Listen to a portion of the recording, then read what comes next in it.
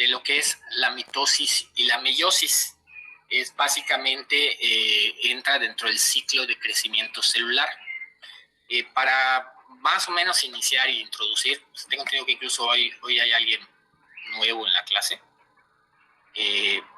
Voy a dar como entrada, pues primero que nada, lo que es pues la definición de célula, ¿no? Célula, pues es la unidad básica, estructural y funcional de todos los seres vivos. Es la estructura más pequeña capaz de realizar por sí misma las funciones vitales como nutrición, relación y reproducción. Y pues todos los organismos, desde bacterias hasta seres humanos, están formados por ellas. Esto nos lo había enseñado el profesor en la clase pasada. Tratándose de las células, también nos señaló el profesor en la clase pasada que hay dos tipos de células, las procariotas y las eucariotas, ¿no? Las procariotas son simples en su estructura, no tienen membrana nuclear y su material genético se encuentra disperso en un área llamado nucleoide que está directamente en contacto con el citoplasma. Esto es relevante porque precisamente derivado de la estructura de las eucariotas es que el proceso reproductivo inicia y se da la mitosis y la meiosis, o sea, precisamente como está distribuido el material genético, que viene siendo los cromosomas, ya que en las células eucariotas se tiene un núcleo rodeado por una membrana nuclear que protege su material genético, que es donde se encuentra el famoso ADN. Además, cuenta con otros orgánulos como el citoplasma, los cuales pueden estar limitados por la membrana. Básicamente, era importante porque voy a hablar de mitosis y meiosis dentro de las células eucariotas, que es la que nos interesa en este caso. Precisamente tomando en consideración la forma en que está distribuido, que es esta, ¿cómo se llama? Ay, perdón. La distribución de la envoltura nuclear, el material genético y el citoplasma, ¿no? Y esta es la célula procariota. Esos son los ejemplos. Dentro de los organismos eucariotas, el panorama se divide de la siguiente manera. Tenemos células diploides y células haploides. Las diploides, o sea, las células somáticas, son todas las células del cuerpo humano, básicamente músculo, piel, neuronas, o sea, y en este caso, pues las diploides son las que poseen el número completo de cromosomas, que en tratándose de los seres humanos son 46. Y las haploides son las células reproductoras o gametos. O sea, en los hombres es el espermatozoide y en las mujeres es el óvulo.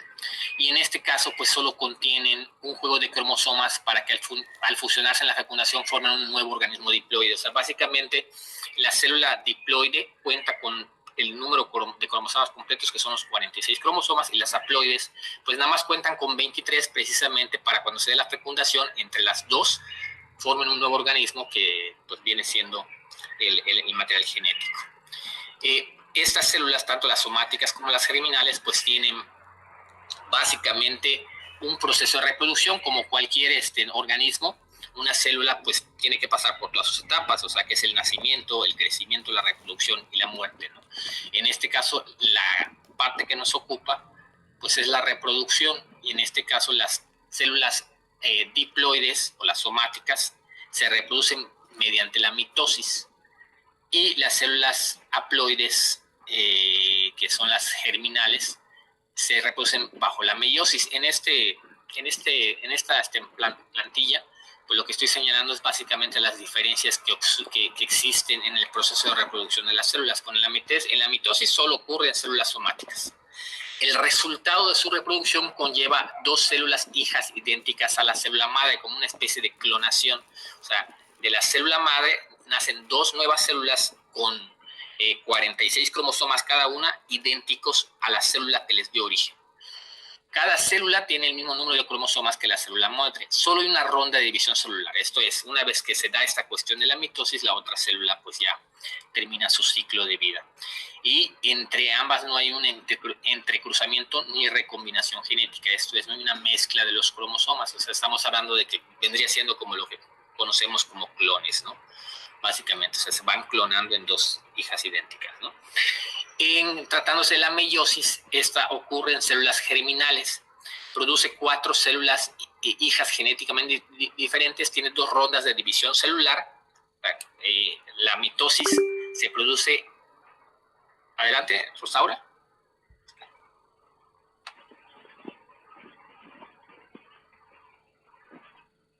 No escuché. Perdón, pensé que activé mi micrófono. Cuando dices células germinales, en la meiosis yo me perdí. ¿A qué te refieres? ¿Qué es una célula germinal? ¿Las que vienen de las plantas?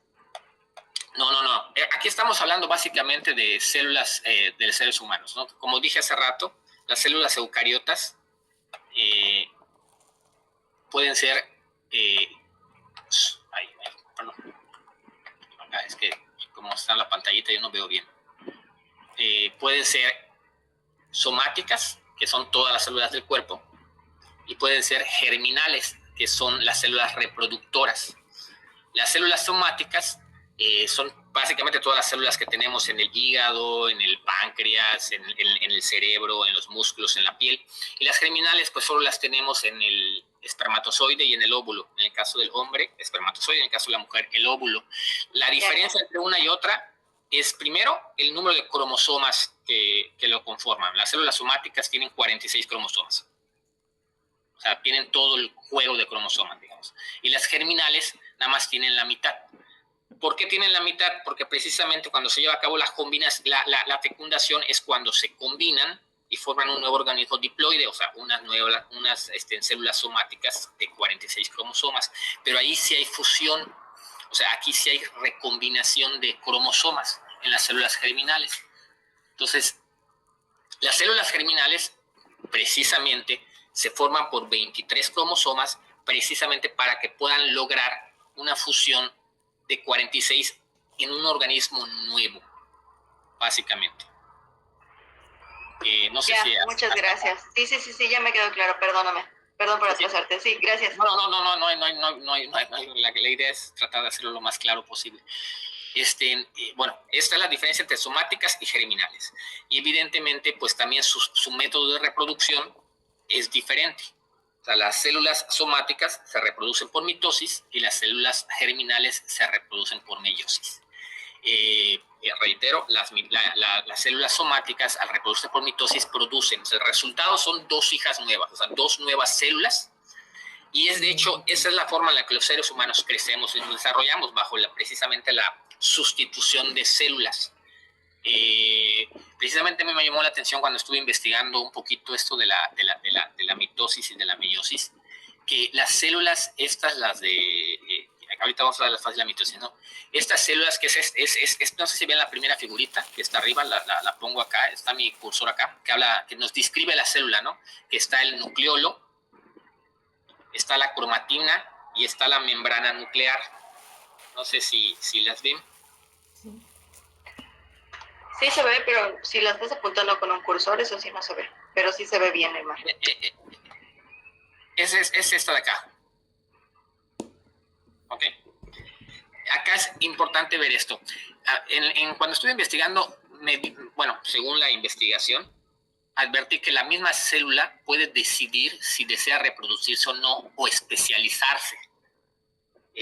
La especialización tiene un nombre así técnico, le dicen G1, luego viene la etapa de la reproducción y luego viene el G2, que es ya lo que es las fases de la mitosis, que es cuando se convierte. Pero ¿qué es lo relevante? Que cuando la célula se especializa es cuando decide ser, oye, voy a ser una célula nerviosa, voy a ser una célula,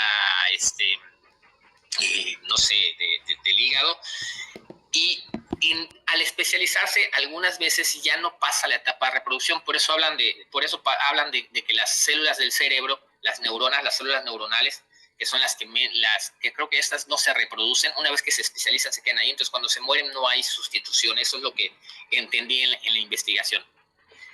Pero la forma de irnos sustituyendo, de que nuestra piel se vuelva a regenerar, de que nuestra sangre, es precisamente bajo este sistema, la mitosis. O sea, creamos nuevas células sanguíneas, nuevas células de la piel, bajo esta figura de la mitosis. Así se va reproduciendo y así crecemos y así nos desarrollamos como seres humanos. Entonces aquí es importante identificar precisamente la conformación de la célula. Esto que está alrededor, ¿se ve el cursor? ¿Sí se ve el cursor? Perdón. Sí. Sí, sin problema. Esto que está alrededor es la membrana, perdón,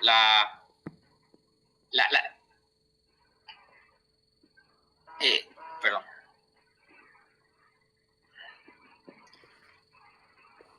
Esta es una célula diploide, tiene 46 cromosomas, pero si se fijan, los cromosomas están acá en la cromatina, pero parece como una especie de sopa, está como, digamos, abierto, ¿no?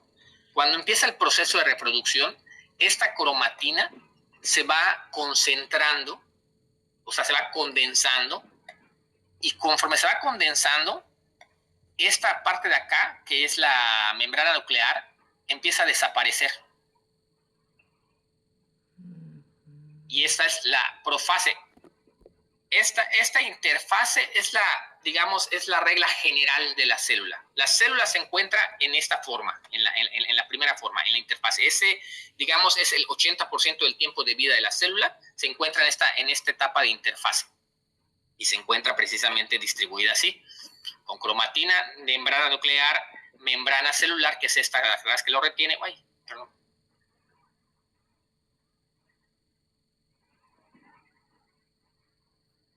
Y estos de acá, estos dos puntitos de acá que están acá, estos dos solitos, se llaman centriolos.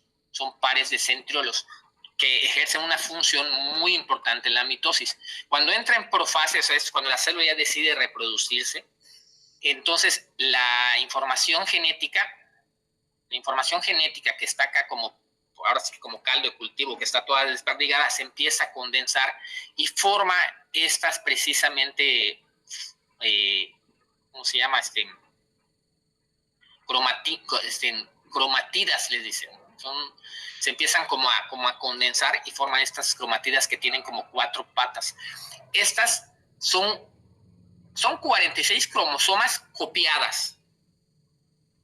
Esa es la única parte que no entendí de cómo funciona, pero al final del día, cada brazo tiene los 46 cromosomas copiados. O sea, no son 92 en total, pero como son 46 y su clon de otros 46, ahí es donde se van condensando. Y estas, lo que son los centriolos, desaparece la membrana nuclear y los centriolos van a los polos. Y eso se llama profase. Luego viene la metafase y de estos centriolos salen estas, ¿cómo se llaman los tubos? Bueno, ya se me olvidó el nombre de estos tubitos, pero se van separando y toman las cromátidas para irlas separando. Ya cuando entra la anafase, estos tubitos de los centriolos empiezan a jalar a las cromátidas para irlas dividiendo, y es cuando se separan y ya cada una jala 46 cromosomas. Y en la telofase ya empieza a dividirse la célula y es cuando ya da como resultado dos células nuevas que son igualitas a la primera. Y como pueden ver, ya empiezan otra vez en interfase. No sé si hasta acá tengan alguna duda. No, está bien explicado. ¿No? Oh, nice. Es que no veo esto. Ok. Esta es la mitosis. En la mitosis solo hay una etapa de reproducción. En la meiosis no, ya son 2 etapas, pero básicamente se dividen en las mismas, solo que una se llama metafase 1, metafase 2, y aquí es donde lo vamos a ver. Entonces, en la meiosis,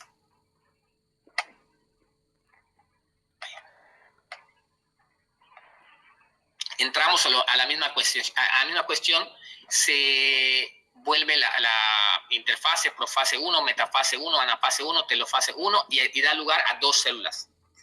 Pero aquí, a diferencia de la otra, cuando se forman las cromátidas, se pueden llegar a fusionar y crear como cromosomas mixtos haploides.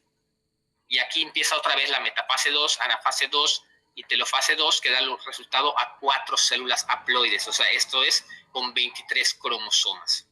Estas son las diferentes etapas de la meiosis. O sea, la meiosis tiene una etapa reproductiva doble. O sea, similar a la mitosis, solo que en la telofase hay mezcla de cromosomas, y al momento de darse la profase 2, inmediatamente, o sea, no entra en interfase otra vez, no. Inmediatamente que llega a la profase 2, empieza otra vez el proceso reproductivo para llegar a cuatro hijas con células haploides. Y así se van formando. Estas dan lugar a los espermatozoides y a los óvulos. No sé si acá tengan algún tipo de duda para aclararlas. Creo yo traté de sintetizarlo lo más claro posible, pero no sé si fui lo suficientemente claro.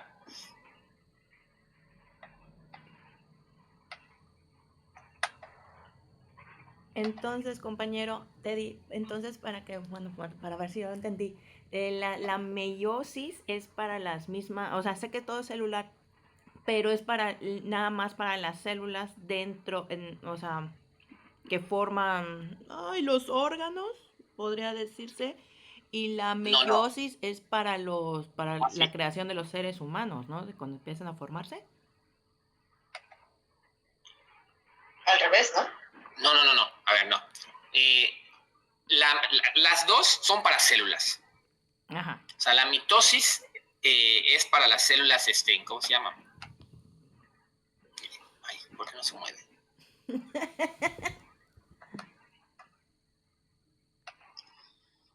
Como les dije acá, células somáticas y células germinales.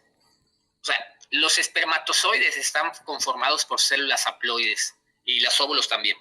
O sea, cuando se van a crear nuevos espermatozoides o sea, se van dividiendo las células diploides mediante la meiosis. No sé si esa era la duda. O sea, la mitosis es para las demás células del cuerpo, para las somáticas, las células del músculo, de la piel, de las neuronas, del hígado, del corazón, todas, las de la sangre. Y para las germinales, o sea, las que dan lugar a la fecundación, que son células diploides, existe la meiosis, que es un método de reproducción. Es la forma en que se producen mucho más células germinales. Ok. Entonces sí lo comprendí, nada más que no sabía cómo explicarlo. Muchas gracias, compañero. Ok. Bueno, no sé si tengan alguna otra duda. O no sé si el profesor tenga algo que crea que deba agregar. Sí.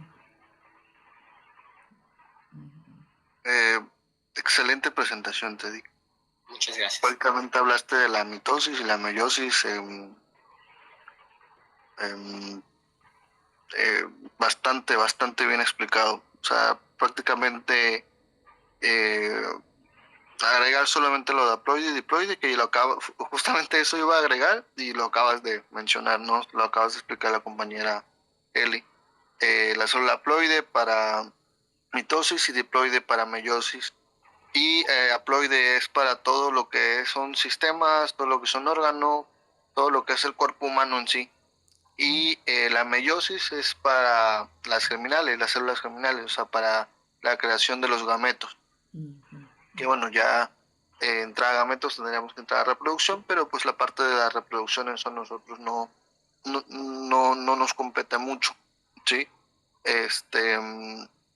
Uno es para la regeneración de nuestro cuerpo, ¿sí? Nosotros cuando tenemos que regenerar o hay algún proceso de regeneración en nuestro cuerpo, todo el tiempo las células se están muriendo, pero al mismo tiempo se están creando, ¿sí? Bueno, esto es por medio de la mitosis, y nuestras células tienen que ser completamente idénticas para que sigan siendo nuestras células.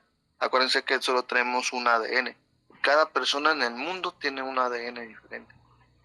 Y en el caso de la meiosis, bueno, ese es para lo de la fecundación y la creación de gametos, ¿sí? La unión del óvulo con el espermatozoide, ¿sí? Por eso habla de profase 2 y toda esta parte, ¿sí? Pero básicamente es esta parte, ¿sí?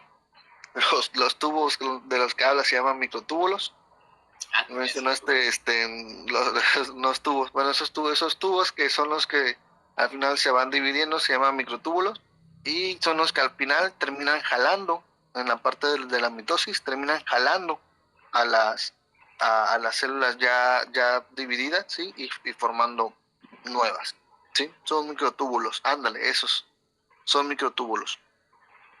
Y ahí en la parte de las X, esos son los cromosomas, ¿sí? Junto con el ADN. Al momento de separarlo, estas se unen y entonces ya se forman las células completamente idénticas, ¿sí? En la meiosis, en lo que no escuché muy bien, es nada más en una parte de que es el momento de hacer la división celular, se van a reducir el número de cromosomas, ¿sí? Estos se van a reducir para que al momento de que entre el óvulo con el espermatozoide, entonces ya juntos formen el número de cromosomas que debemos de tener. ¿Ok? Bien, ¿alguna duda, alguna pregunta con respecto a este tema? No, está padrote. Yo creo que estuvo bastante bien explicado. Muy buena presentación, Teddy. Y la explicación, mejor. Muy bien, muy bien. Bien, voy a hacer una revisión rápida.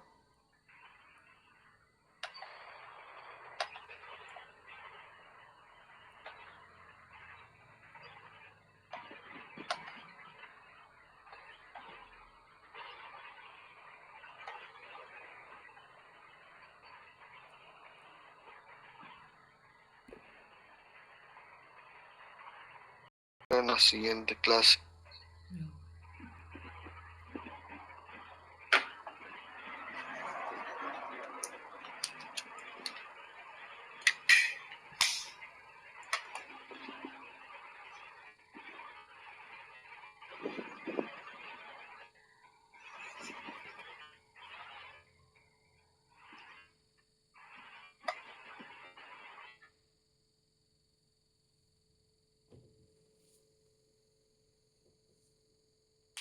Sí, sigue ficha clínica, pero ya me mandaron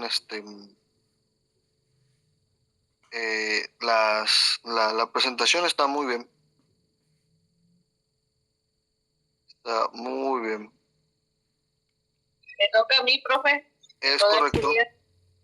Es correcto. Es correcto. Antes de la ficha clínica, el tema de la mitosis y meiosis muy corto, ¿sí? Entonces vamos a entrar a hablar un poco sobre la Ley General de Salud, que es el tema previo a la de ficha clínica, ¿sí? Bien, la Ley General de Salud, hablando específicamente de México, porque cada país, ¿sí? Tiene su propia ley, ¿sí? Su propia ley general de salud, ¿sí? Hablando específicamente en México, esta va a ser una norma, ¿sí? Que o sea, que reglamenta, que tiene las leyes, ¿sí? Donde habla de los derechos y obligaciones de las instituciones, ¿sí? Que van a proteger a la salud, ¿sí? Acuérdense que el término salud, ¿sí? Siempre va a ser, o se va a definir, ¿sí? La asociación, la OMS, la Organización Mundial de la Salud, ¿sí? Define este término salud como el estado completo de bienestar físico, mental y social, ¿sí? No solamente es estar bien físicamente, o sea, no es porque no tengo gripa, estoy sano, no. Habla también de la parte mental y social, ¿sí? Y va a establecer las bases para el acceso a los servicios, ¿sí? La Ley General de Salud va a regular la parte de los servicios y la parte de que el sistema no se sature, que haya atención para todos, que exista la prevención, no solamente la atención de enfermedades, sino también la prevención de las enfermedades, ¿sí? Y por supuesto, al tener un control o haber una prevención de la enfermedad, pues hay un control sanitario, ¿sí? ¿Qué fue lo que sucedió con respecto a la pandemia, ¿no? La tan famosa pandemia. que hubo un descontrol, ¿sí? Un descontrol sanitario, o sea, una gripe, bueno, entonces sigan viajando, sigan haciendo. Ya cuando realmente comenzó a ser serio, entonces ya empezaron a cerrar todo. Pero antes de, si se hubiera prevenido desde antes o si se hubieran tomado esas medidas desde antes, bueno, pues a lo mejor no se hubiera propagado tanto. Bueno, las leyes, la ley general de salud, por lo menos la de México, es la que regula toda esta parte. Ya si en el proceso se cumple o no, bueno, eso ya sería otra cosa, ¿no? Pero lo que hace la Ley General de Salud es justamente todo lo que les acabo de comentar, ¿sí? Por supuesto que hay leyes, ¿sí? Hay leyes, son muchos artículos y muchas leyes que realmente hablar de cada uno de ellos sería, nos tomaría todo el semestre, yo creo. Pero hay que hablar sobre los más importantes, ¿sí? No tanto el número de artículos, sino los derechos, ¿sí? Los derechos que van a tener nuestros pacientes para con nosotros. Acuérdense que ya ustedes ya forman parte del área de la salud, ¿sí? Entonces, como en toda persona va a tener derecho a la salud. ¿Qué dice este apartado? Que dice este artículo que va a garantizar que toda persona reciba un servicio de salud y asistencia social, ¿sí? O sea, todos tenemos derecho a la salud. Por supuesto que aquí habla de un sector público, ¿sí? Como el IMSS, como el URAN, como el ISSSTE, ¿sí? O sea, son servicios públicos, ¿sí? El servicio privado, obviamente, si la persona quiere tener ese derecho, ¿sí? Bueno, pues tendría que pagar, ¿sí? La salud pública va a regular las campañas de vacunación, prevención de enfermedades, lo que son controles de epidemias, pandemias, ¿sí? Eso es lo que va a hacer la salud pública en general, ¿sí? La regulación sanitaria va a supervisar lo que son los medicamentos, los alimentos, establece las restricciones estrictas a producto de o sea, lo que contiene cada producto, ¿no? La regulación sanitaria, esa va a ser muy importante en el momento que nosotros pongamos nuestro consultorio, ¿sí? ¿Por qué? Porque tenemos que tener sí o sí un responsable sanitario, ¿sí? Este responsable sanitario sí o sí tiene que tener una cédula profesional, ¿sí? Que sea referente al área de la salud, ¿sí? Por ejemplo, si un responsable sanitario no va a tener una cédula de arquitecto, por ejemplo, ¿no? O sea, no tiene nada que ver. O sea, un responsable sanitario es porque tiene que saber qué es lo que tiene que haber, qué es lo que no tiene que haber, qué es lo que se tiene que hacer, qué es lo que no se tiene que hacer con respecto al área de la salud, ¿sí? Por eso es que exigen esta parte, ¿sí? En lo que es cuestión de todos los demás artículos, bueno, pues habla principalmente lo que nos compete a nosotros, sí, nos va a hablar principalmente de lo que son nuestras obligaciones como personal de la salud. ¿Cuáles son nuestra responsabilidad? Pues la atención, ¿sí? La atención verdadera. ¿Qué se refiere con la atención verdadera? Que no vamos a mentirle al paciente, ¿sí? Que no vamos a decirle, no lo sé, por ejemplo, con respecto a mi área, si yo estoy viendo que nada más es un golpe, ¿sí? Que no hay una lesión, que nada más es un golpe, yo no le voy a decir al paciente, no, pues está lesionado. Por ejemplo, un golpe en el tobillo, que yo vea que es un golpe pero para seguir generando ingresos o para seguir quitando pues el dinero, porque una cosa es dar la atención que necesita nuestro paciente y ganarnos ese dinero y otra cosa es quitarlo con la mentira, ¿sí?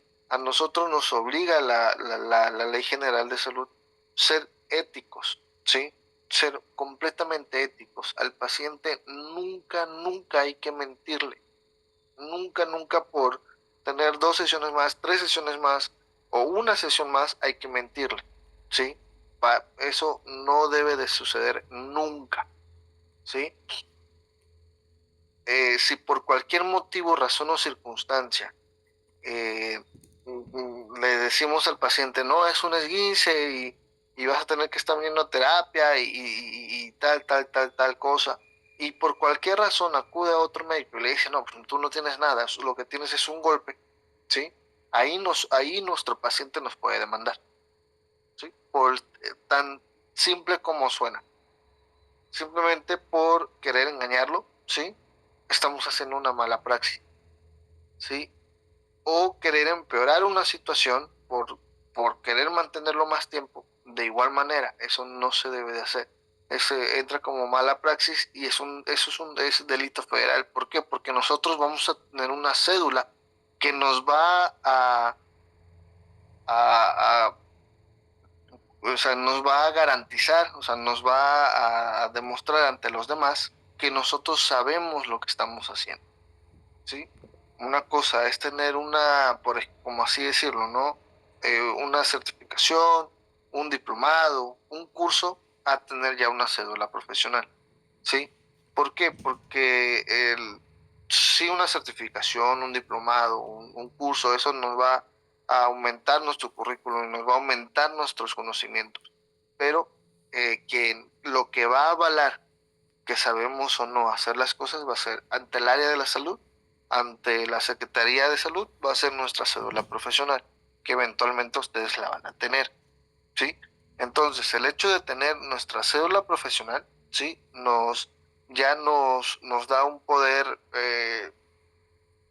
grandísimo con respecto a las personas, pero acuérdense que siempre tenemos que tener mucho cuidado con ese poder. ¿Por qué? Porque no vamos a atender objetos, no, vamos a atender a personas y las personas van a confiar en nosotros. Entonces, romper esa confianza es delito y nos pueden demandar y van a ganar, ¿sí? Y van a ganar, porque si comprueban que lo que le estamos haciendo está mal, es una mala praxis o lo empeoramos, nos van a ganar. Entonces hay que tener mucho cuidado con esa parte. Entonces la Ley General de Salud lo que regula es todo eso, ¿sí? Que se cumplan las normas, que se cumplan las leyes con respecto a la atención, ¿sí? Parte de todas estas normas, de todas estas leyes, entran los documentos que nos van a servir a nosotros para protección, ¿sí? Nuestra protección, ¿sí? Entre esos entran la ficha clínica, ¿sí? Que es lo que vamos a ver la siguiente clase, ¿sí? Entra nuestra historia clínica, entra el consentimiento informado, entra nuestra nota de evolución y entra nuestra hoja de interconsulta. Y por supuesto también el aviso de privacidad, que es lo que vamos a estar viendo en las siguientes clases, ¿sí? Nuestra ficha clínica, donde vamos a poner todos los datos del paciente, ¿sí? Y el paciente nos va a garantizar que todo lo que nos está diciendo es verdad. O sea, que su nombre es verdadero, que sus datos personales en general en sí son verdaderos, ¿sí? Nuestra historia clínica, ¿sí? Nuestros antecedentes familiares, familiares, si toma algún medicamento, si tiene alguna cirugía, qué duele, cómo duele, desde hace cuánto tiempo duele y en qué momento duele. O sea, todo esto, todo lo que nosotros vamos a observar y valorar en el paciente, ¿sí? Va a entrar en nuestra historia clínica, ¿sí? En otra clase con los de tercero hablábamos de que siempre tenemos que tener un glucómetro, ¿sí? Siempre tenemos que tener un glucómetro porque eso muchas veces vamos a toparnos con pacientes que le vamos a preguntar si son diabéticos, nos van a decir que no, pero por protocolo, sí, siempre nuestros pacientes, en nuestra consulta, en nuestra primera sesión con los pacientes, tenemos que checarles la glucosa, sí, sobre todo si vamos a manipular o hacer una intervención que requiera o esté relacionado con las heridas, ¿sí? Y muchas veces preguntamos si no soy diabético, no soy diabético, checamos la glucosa y el paciente está en 300, ¿no? O sea, están 300 de glucosa. Bueno, una vez que vemos que están 300 de glucosa, Ahí ya, además de que lo referimos con algún médico, le decimos que vaya al médico para que lleve un control ya de la diabetes, porque un paciente o una persona con 300 de glucosa, pues es un paciente diabético, ¿sí? Es algo que no está bien. Bueno, luego entonces viene lo que es el consentimiento informado, o sea, y donde ahí desglosamos, ¿sí? Desglosamos lo que está sucediendo, la glucosa que tiene nuestro paciente y el consentimiento que nos da él para poder hacer el procedimiento, ¿sí? O la intervención, o el servicio que vayamos a hacer, ¿sí? ¿Por qué? Porque por cualquier motivo, razón o circunstancia, X, o sea, la situación más común, ¿cuál es? Que hacemos de repente, tenemos que hacer una curación, ¿sí? Hacemos la curación, mandamos al paciente que se haga las curaciones, pero el paciente no las hace. Regresa a la semana con el dedo ya supurando o infectado, ¿sí? Bueno, eh, ahí a nosotros en el consentimiento informado desglosamos lo que estamos haciendo, desglosamos las indicaciones y desglosamos que el paciente está completamente de acuerdo con lo que se le está haciendo, que está completamente en sus capacidades físicas y mentales y nos firma, porque por cualquier motivo, razón o circunstancia que ese dedo empeore, ¿sí? Nosotros tenemos nuestro documento que nos avala que nosotros hicimos bien las cosas, que el paciente estaba totalmente enterado de lo que le estábamos haciendo y todas las indicaciones que le dimos posterior a eso. Que él no las hizo o que no las acató ya es diferente, pero ya tenemos ese documento que nos avala. Si no tuviéramos ese documento, donde el paciente firma que está consciente de lo que está pasando, que está consintiendo que nosotros hagamos el servicio, que está especificado las indicaciones que le damos. Nosotros no tenemos eso. A la hora de que el dedo empeore por un mal cuidado del mismo paciente, nos puede demandar, porque puede decir, no, es que yo vine aquí y me hicieron un mal servicio. Y por eso mi dedo está así. ¿Sí? Bueno, si nosotros no tenemos este papel que nos avale o que nos demuestra, que demuestra ante los demás que lo que hicimos, cómo estaba el paciente y que el paciente está totalmente de acuerdo de lo que se le realizó, nos vamos a meter en muy serios problemas, ¿sí? De igual manera tenemos nuestra nota de evolución, que es cómo llegó el paciente y posteriormente irla escribiendo, ver cómo se va, cómo regresa, valoraciones y demás, ¿sí? ¿Alguna duda? ¿Alguna pregunta hasta aquí? Mm,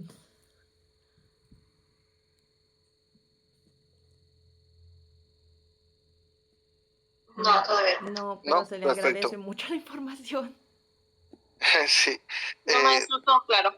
Perfecto. De ahí viene algo que se llama, le estoy desglosando más o menos los temas que vamos a ir viendo. Ustedes lo van a exponer, ya les repartí los demás, pero le estoy desglosando los temas para entrar más en contexto con lo que es esta parte, ¿sí? De ahí viene nuestra hoja de interconsulta. Va a haber momentos donde nuestro paciente lo vamos a tener que referir, ¿sí? Lo vamos a tener que mandar con otro especialista, ¿sí? Para que tenga otro diagnóstico o un tratamiento diferente a lo que nuestra jurisdicción puede tratar, ¿sí? Por ejemplo, que nuestro paciente necesita una plantilla, ok, nosotros hacemos plantillas, pero ya tiene el dolor, pero nosotros sabemos perfectamente que ese dolor no lo va a quitar la plantilla porque ya viene con la inflamación, ¿sí? O sea, ya es algo crónico de la inflamación. La plantilla se lo va a reducir, pero no se lo va a quitar. Bueno, luego entonces tenemos que referirlo al fisioterapeuta, por ejemplo, ¿sí? Y ahí va a entrar en nuestra hoja de interconsulta, donde va a ir, bueno, donde eh, yo, podólogo tal, yo, podóloga tal, refiero a tal paciente que refiere tener esto, ¿no? Tiene posible secuela de esguince o posible fascitis plantar o posible espolón calcáneo, ¿no? Y se manda para una revisión y puede dar un tratamiento adecuado, ¿no? ¿Por qué? Porque muchas veces vamos a poder trabajar ciertas patologías, pero no vamos a poder quitarlas, ¿sí? Eso ya le va a competir a otro especialista. Esta hoja de interconsulta sí es lo que se le conoce como referencia, y posteriormente el especialista al cual estamos haciendo la referencia va a hacer una contrarreferencia, ¿sí? Cosa que nosotros también vamos a hacer en un momento dado. O sea, que nos llegue un paciente por, bueno, un fisioterapeuta, un ortopedista necesita hacer unas plantillas a un paciente, pero este tiene una úlcera, ¿sí? Bueno, lo manda a podología para que se cicatrice completamente la úlcera, y posterior lo regrese con nosotros. Bueno, esa es una referencia, nos refieren a un paciente, pero nosotros tenemos que hacer una contrarreferencia. O sea, terminamos lo que tenemos que trabajar, terminamos lo que tenemos que tratar, y posteriormente hacemos una contrarreferencia, lo regresamos con el médico que nos lo mandó, ¿sí? Esos son los términos de referencia y contrarreferencia, o sea, lo que significa referir y lo que significa contrarreferir, ¿sí? Eso es con respecto a nuestra hoja de interconsulta.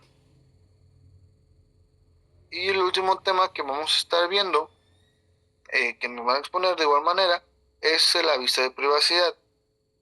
El aviso de privacidad va a ser todos los documentos que le estoy mencionando ahora son documentos que al final nos pueden servir para un fin legal, ¿sí? Que va a expresar el aviso de privacidad, ¿sí? Que tanto nuestro consultorio, nuestra empresa, nuestra institución va toda la información, ¿sí? Toda la información que nosotros recabemos sobre eso, ¿sí? Sobre la persona, sobre el paciente, sus datos personales, sus patologías, sus tratamientos, todo, ¿sí? Va a ser de manera privada, ¿sí? O sea, que no vamos a estar eh, regalando o dando esa información a cualquier persona, ¿sí? Nosotros no podemos hacer eso. Que llegue, por ejemplo, bueno, al menos que sea por medidas de la fiscalía o medidas de que la misma, que un juez Lo solicite. nos dé esa orden, ¿no? De dar esa información, es la única manera. Pero que llegue cualquier persona porque sucede, ¿eh? Sucede que de repente, no lo sé, llega un Pablito, ¿sí? Pero previo a Pablito estaba María. Y sale María de la consulta, y Pablito la ve y le gusta y entra con nosotros y nos dice, oye, pásame el número de tu paciente. Bueno, eso no lo podemos hacer. Eso no lo podemos hacer. Si por cualquier motivo, razón o circunstancia, Pablito, nosotros lo hacemos por buena gente, pero a Pablito se le ocurre decir, no, el fisio me pasó tu número, o el podólogo me pasó tu número, o la podóloga me pasó tu número, y a María no le gustó que le pasemos el número, nos puede mandar, porque estamos violando el aviso de privacidad del paciente, ¿sí? Y si nos demanda, y ya con eso que tiene me pasó tu número tal, listo. O sea, nos van a demandar y nos van a meter una multa gigantesca, y al grado de poder perder nuestra cédula profesional y poder trabajar, ¿sí? ¿Por qué? Porque estamos violando un aviso de privacidad del paciente. Porque todo lo que ocurre con el paciente es interno, es entre el paciente y nosotros. Nosotros no podemos estar divulgando la vida de los pacientes, ¿no? Que de repente platicar sobre el tema o sobre un caso, sí. Por ejemplo, yo les hablaba, o a lo mejor muchas veces, muchas en nuestras clases, les voy a dar ejemplos, ¿sí? Ejemplos de pacientes que he atendido, y les voy a dar ejemplo. Bueno, tuvo esto, pasó esto, bueno, sí, pero no les voy a decir quién es, no les voy a dar nombres, no les voy a decir nombre, edad, sexo, dónde vive, no, nada de eso, ¿sí?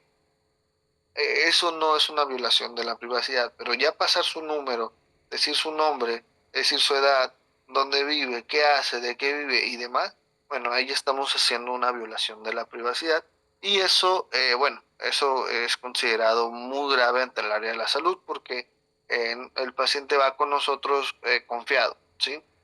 El paciente va a confiar en nosotros ciegamente y nosotros está totalmente nosotros no defraudar esa confianza. Esa ética que nosotros tengamos es muy importante, ¿sí? Por eso todo lo que hagamos siempre con cuidado, siempre con respeto, nunca por el hecho de que, es tu paciente favorito y te pidió el número de... No, quien sea, no lo podemos hacer, porque luego quien va a estar en problemas no van a ser ellos, vamos a ser nosotros, ¿sí? Y siempre hay que pensar en nosotros, en nuestra evolución, en lo que estamos haciendo, ¿ok? Muy bien, pues prácticamente eso es lo que esos son todos los temas que vamos a ir viendo en clínica podiátrica. Ustedes van a desglosarlo, ¿sí? Ustedes en la exposición vamos a desglosarlo, ¿sí? Y obviamente ya entrando en el tema, pues vamos a profundizar más sobre, sobre el tema que estemos dando, ¿ok? Bien, ¿alguna duda? ¿Alguna pregunta?